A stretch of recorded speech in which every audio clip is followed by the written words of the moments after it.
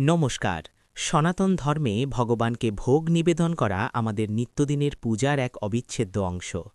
আমরা খুব ভক্তিভরে ভগবানের সামনে খাবার সাজিয়ে দিই, ধূপ-দ্বীপ জ্বালাই। কিন্তু আপনি কি জানেন, শুধুমাত্র খাবার সামনে রেখে দিলেই কি ভগবান তা গ্রহণ করেন, নাকি এর পেছনে রয়েছে কোনো বিশেষ মন্ত্র বা গোপন চাবিকাঠি?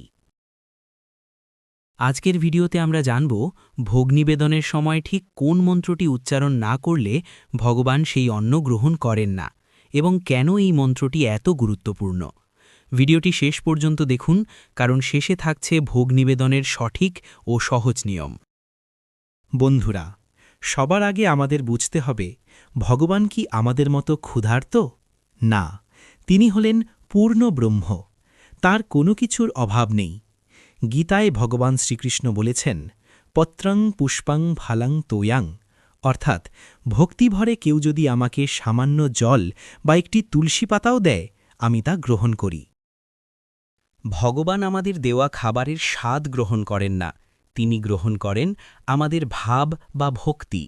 কিন্তু এই ভক্তিকে ভগবানের কাছে পৌঁছে দেওয়ার মাধ্যম হল মন্ত্র।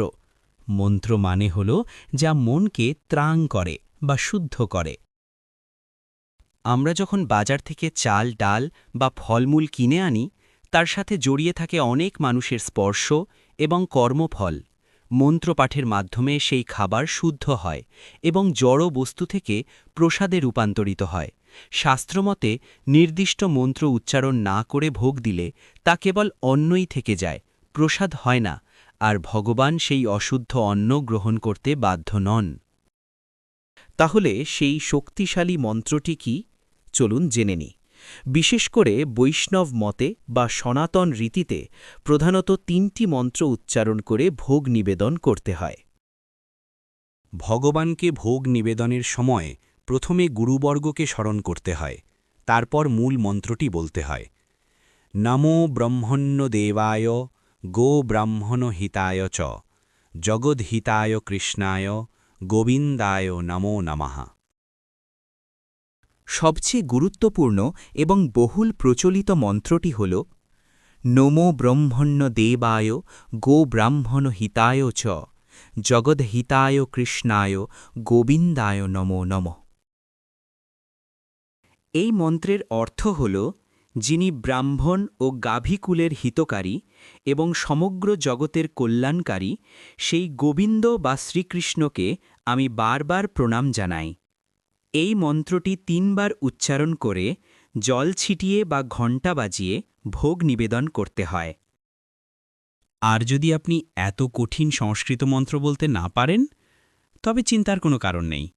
কলিযুগের শ্রেষ্ঠ মন্ত্র হরে কৃষ্ণা, কৃষ্ণ কৃষ্ণ হরে হরে, হরে রাম, রাম রাম হরে হরে, এই মহামন্ত্র উচ্চারণ করেও আপনি ভোগ নিবেদন করতে পারেন, কারণ ভগবানের নাম এবং ভগবান অভিন্ন।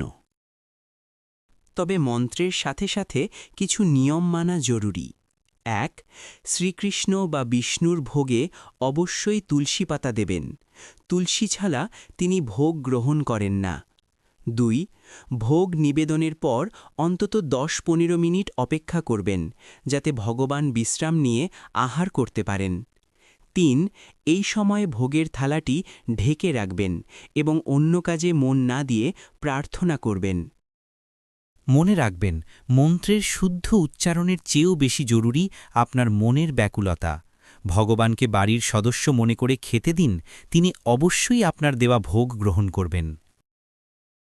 আজকের ভিডিওটি ভালো লাগলে লাইক ও শেয়ার করুন, আর কমেন্টে লিখুন জয় শ্রীকৃষ্ণ। দেখা হবে পরের ভিডিওতে। রাধে রাধে।